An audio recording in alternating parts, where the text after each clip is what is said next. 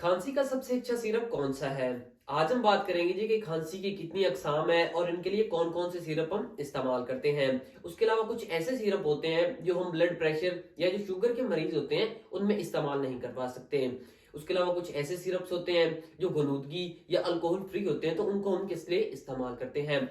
आज इस वीडियो में हम इन सबको ब्रीफली डिस्कस करेंगे जी। खांसी दो तरह की होती है। सबसे पहले खुश्क खांसी आती है। उसमें क्या होता है कि हमारा जो गला है उसमें एक तो खराश बहुत ज्यादा हमें फील होती है, उसके अलावा वो दर्द भी होता है।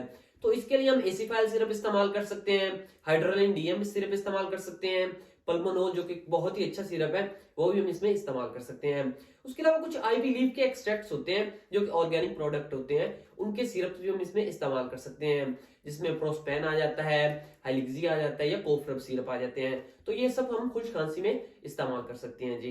दूसरे नंबर पर आती है जी वेट कफ, जिसमें मोस्टली जब हमें खांसी आती है तो साथ में बलगम या रेशा वगैरह भी आता है, जिससे क्या होता है कि हमें सांस लेने में बहुत ही ज्यादा मुश्किल पेश आती है। इसके लिए जो हम वेंटोलिन सिरप इस्तेमाल कर सकते हैं, म्यूकोनिल सिरप इस्तेमाल कर सकते हैं, उसके अलावा जो एसिफाइल प्लेन है वो इस्तेमाल कर सकते हैं, या एसिफाइल 125 सिरप इसमें इस्तेमाल किया जा सकता है। ये जितने भी सिरप्स हैं ये जो सांस की नाली में रेशा जमा होता है उसको निकालने में बड़े हेल्पफुल है।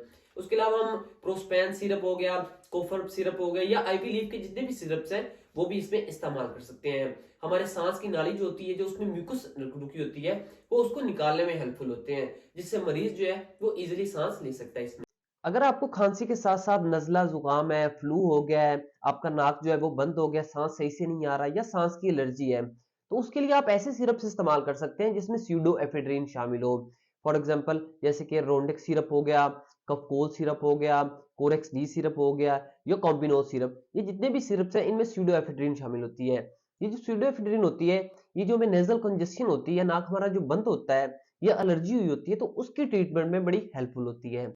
ये जितने भी सिरप्स हैं इन सब में शुगर का कंटेंट बहुत ज्यादा हैवी होता है, इसलिए जो शुगर के मरीज होते हैं ये इनको इस्तेमाल नहीं कर सकते। लेकिन जब भी इन्होंने इस्तेमाल करना है अपने डॉक्टर से रेकमेंड करना है। शुगर के जो मरीज हैं उनके लिए स्पेसिफिक सिरप होते हैं, जैसे वेंटोलिन सिरप हो गया, हाइड्रोलिन शुगर फ्री सिरप हो गया, कोफरब हो गया या प्रोस्पैन।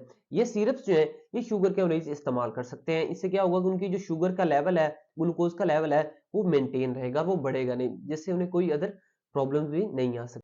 उसके अलावा ऐसे मरीज जिनको ब्लड प्रेशर का बहुत ज्यादा इश्यू रहता है तो वो ये सारे सिरप्स इस्तेमाल कर सकते हैं, सिवाय ऐसे सिरप्स के जिनमें स्यूडोएफेड्रिन शामिल होता है, जैसे कोरेक्स डी हो गया, कफकोल हो गया या रोंडेक हो गया, वो ये इस्तेमाल नहीं कर सकते, क्योंकि जो स्यूडोएफेड्रिन है ये हमारे ब्लड प्रेशर को बहुत ही इजीली रेज कर देती है, जिससे उनको बहुत ज्यादा प्रॉब्लम्स आना स्टार्ट हो जाती हैं।